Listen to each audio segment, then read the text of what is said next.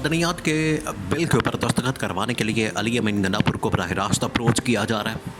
और जिस तरीके से अप्रोच किया जा रहा है, जिस तरीके से, देखिए इसके ऊपर तो पीटीआई की बाकायदा तौर पर जो पार्टी लीडरशिप है उन्होंने ये इज़हार ख्याल किया है कि ये हमारे साथ किस किस्म का सलूक किया जा रहा है कि आप हमें डिक्टेट कर रहे हैं। आप यहाँ पर मुल्क के अंदर आपने कोई बादशाहत कायम कर ली है, मुल्क के अंदर क्या डिक्टेटरशिप कायम कर ली है कि हमें एक बिल रातों रात भिजवा के कहा जाता है कि आप बिल को पास कर लें, आप बिल के ऊपर दस्तखत कर दें, बिल के ऊपर आप साइन कर दें और बिल को पास करवा के तो उसको फेडरल गवर्नमेंट के पास भेज दें। और ये एक रास्ता, असल में तो देखें, ये एक रास्ता खोल देगा खैबर पख्तूनख्वा के वसाइल के ऊपर कब्ज़ा हासिल करने के लिए, उनके ऊपर कब्ज़ा करने के लिए, उनके ऊपर जो है ये वारदात डालने के लिए, डाका डालने के लिए, ये तो एक रास्ता खोल देगा। तो इसका तो फिर कोई तोड़ नहीं होगा, इसका तो फिर कोई एंड नहीं होगा। ये तो फिर मामला चलता ही जाएगा, ये तो फिर मामला चलता ही जाएगा, चलता ही जाएगा, चलता ही जाएगा, रुकेगा कहाँ पे। इस वजह से अब अली अमीन गंडापुर जो कि इमरान खान का बड़ा ज़बरदस्त खिलाड़ी है, उसने जो स्टैंड लिया है, देखिए 2-3 चीज़ें हैं। इस वक्त पाकिस्तान के अंदर ये जो मादनियात के नाम पर खेल खेला जा रहा है, सबसे पहली बात ये कि ये जो इस वक्त मादनियात के नाम के ऊपर कभी कोई कॉन्फ्रेंस की जाती है, कभी कोई कन्वेंशन किया जाता है, कभी कोई सेमिनार किया जाता है, कभी कहा जाता है कि मुल्क की इन्वेस्टमेंट आ रही है, मुल्क के अंदर इन्वेस्टमेंट आ रही है, बाहर से पैसा आ रहा है। पहली बात ये कि ये शरीफ ख़ानदान का इस तरह का वतीरा है, शरीफ ख़ानदान की ये इस तरह की सोच होती है, अप्रोच होती है। ये उनकी जानिब से कोई पहली मरतबा नहीं इस तरह से किया जा रहा है, उनकी जानिब से पहले भी इस तरह के इक़दामात, इस तरह की कहानियाँ, इस तरह की फ़िल्में, इस तरह के ड्रामे चलाए गए हैं। आज से ठीक 10 साल पहले, आज 2025 है, और 2015 के अंदर भी नवाज़ शरीफ ने, शहबाज शरीफ ने उस वक्त की इस्टेब्लिशमेंट के साथ, उस वक्त की आर्मी चीफ के साथ, टॉप मिलिट्री कमांड के साथ भी इसी किस्म की उन्होंने फ़िल्में चलाई और इसी किस्म के उन्होंने मामलात किए, जिसमें उन्होंने ये कहा कि पाकिस्तान के अंदर से सोना निकला है, पाकिस्तान के अंदर से तांबा निकला है, पाकिस्तान के अंदर से ज़खायर निकल आए, और पता नहीं कितने अरबों खरबों डॉलर्स पाकिस्तान के ज़खायर इस वक्त निकल आए हैं, और पाकिस्तान के अंदर तरक्की और खुशहाली होने जा रही है। ये उस वक्त भी इनकी जानिब से इसी किस्म का ड्रामा किया गया और आज भी इनकी जानिब से इसी किस्म का ड्रामा किया जा रहा है। सबसे पहले तो इसकी हकीकत को देखना है, सबसे पहले तो इस चीज़ को देखना है कि क्या वाकई में ये जो शरीफ ख़ानदान की जानिब से, नवाज़ शरीफ की जानिब से, शहबाज शरीफ की जानिब से, ये हर 10 साल बाद, 5 साल बाद, जब भी इनकी गवर्नमेंट आती है, ये ट्रक की बत्ती के पीछे लगा देते हैं लोगों को।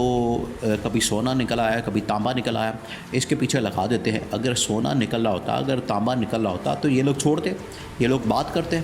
ये उसके ऊपर खुलकर इस तरह से इज़हार ख्याल करते हैं, ये इसके ऊपर खुलकर बात करते हैं। ये तो कभी भी इसको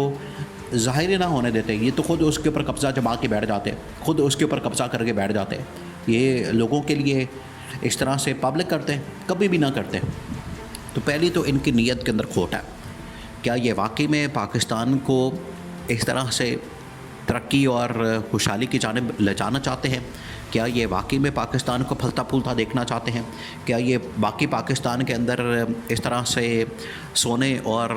तांबे के ज़खायर तलाश करने के लिए बड़े खुलूस नीयत के साथ काम करने वाले हैं? क्या वाकई में इनकी नीयत है, या सिर्फ इनकी जानिब से 2 नंबरी और इनकी जानिब से इसी तरह की एक फ़िल्म और ड्रामा चलाया जाता है कि अपना इक़्तिदार, अपनी हुकूमत, अपनी पावर, उसको तूल दिया जाए, उसको लंबा किया जाए, और अपनी पावर के ऊपर जो कब्ज़ा है, अपनी पावर के ऊपर जो इनका तसल्लुत है, उसको मजबूत किया जाए। पीछे मकसद ये होता है। ये है पहली बात। दूसरी बात ये कि अब अगर वहाँ पर ये सोने, तांबे और पता नहीं किस किस चीज़ के ज़खायर अगर मिल रहे हैं, तो सबसे पहली बात ये कि इस मरतबा जो क्रेडिट लिया जा रहा है, इस बार जो क्रेडिट दिया जा रहा है, वो दिया जा रहा है इस्टेब्लिशमेंट को, वो दिया जा रहा है आर्मी चीफ को, क्योंकि ये SIFC जो कि स्पेशल इन्वेस्टमेंट फैसिलिटेशन काउंसिल है, ये उसके तहत। और SIFC किसने बनाई है? SIFC बनाई गई है असल में इस्टेब्लिशमेंट की जानिब से, आर्मी चीफ़ की जानिब से। और आज से तकरीबन कोई 2-2.5 साल पहले जब आर्मी चीफ़ ने बतौर आर्मी चीफ़ जनरल आसिम ने बतौर आर्मी चीफ़ चार्ज संभाला था, तो उस वक्त ये उनकी जानिब से एक आइडिया फ्लोट किया गया था, और इसके अंदर जो है मादनियात भी, मिनरल्स भी, माइंस भी, डिफेंस प्रोडक्शन भी, IT भी, टूरिज़म भी, और इसके अंदर इस तरह की बहुत सारी IT भी, इसके अंदर बहुत सारी चीज़ें जो हैं वो शामिल की गई। तो ये उसी का एक प्रोजेक्ट है कि यहाँ पर माइंस और मिनरल्स को पाकिस्तान के अंदर एक्सप्लोर किया जाए, पाकिस्तान के अंदर से निकाला जाए और इंटरनेशनल कंपनियों को पाकिस्तान के अंदर ला के बलूचिस्तान के अंदर और खैबर पख्तूनख्वा के अंदर वहाँ पर इनको ठेके दिए जाएँ, काम दिया जाए और उसकी आड़ में पाकिस्तान में इन्वेस्टमेंट करवाई जाए। ये है दूसरा प्लान, दूसरा इसका पहलू। अब बात यह है कि अगर पाकिस्तान के अंदर खैबर पख्तूनख्वा में भी और उधर बलूचिस्तान के अंदर भी इस तरह के ज़खायर निकलते हैं, इस तरह की चीज़ें निकलती हैं, तो सबसे पहले जो इसके ऊपर हक बनता है, सबसे पहले जो इसके ऊपर राइट जिनका बनता है वो बनता है, अगर खैबर पख्तूनख्वा से निकले तो खैबर पख्तूनख्वा के अवाम का इसके ऊपर हक बनता है,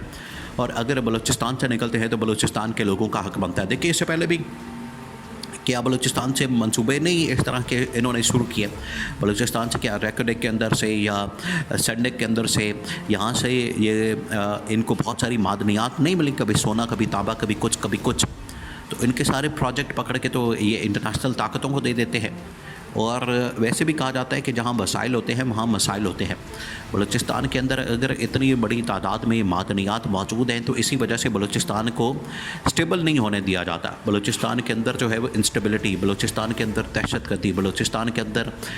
वारदातें की जाती हैं, बलूचिस्तान के अंदर अमन व अमान की सूरत हाल को ख़राब किया जाता है, वहाँ पर लाकानूनियत पैदा की जाती है। और इसी वजह से अब इनका रुख हो गया खैबर पख्तूनख्वा की तरफ। अब खैबर पख्तूनख्वा की तरफ हुआ है तो वहाँ पर PTI और इमरान खान की कमेंट है, इमरान खान के खिलाड़ी अली अमीन गन्नापुर की कमेंट है। तो अली अमीन गन्नापुर की जानिब से तो इनकार कर दिया गया। अली अमीन गन्नापुर ने कहा है कि जितनी देर तक हमारी आवाम, हमारी पब्लिक, हमारे लोग, खैबर पख्तूनख्वा के शहरी, वो जितनी देर तक इजाज़त नहीं देंगे, जितनी देर तक उनकी जानिब से परमिशन नहीं मिलेगी, जितनी देर तक उनकी जानिब से इस हवाले से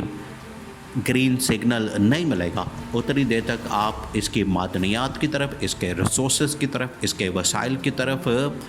आँख भी नहीं कर सकते, आप इनकी तरफ आँख भी नहीं डाल सकते, आप इनकी तरफ हाथ भी नहीं बढ़ा सकते, आप इनकी तरफ देख भी नहीं सकते। ये कहा गया। अली अमीन गन्नापुर ने साफ इनकार कर दिया। तो हमें और पार्टी ने ये कन्फर्म किया कि बिल पास करवाने के लिए इनको अंदर से ये कहा जा रहा है कि आप किसी तरह से बिल पास करवा लें, और बिल इनको भेज दिया गया है। खुद ही बिल इन लोगों ने ड्राफ्ट कर लिया, खुद ही इन लोगों ने बना लिया, खुद ही बना के तो खुद ही इसको डिक्टेट कर दिया और कह दिया कि आप इसको पास करवा लें। तो जमहूरियत के अंदर तो जमहूरियत तकाज़े पूरे किए जाते हैं, आवाम को एतमाद में लिया जाता है, आवाम के नुमाइंदों को एतमाद में लिया जाता है। ये यहाँ पर ना बादशाहत है, ना कोई सल्तनत है, जिसकी वजह से अली अमीन गन्नापुर की जानिब से इनकार कर दिया गया।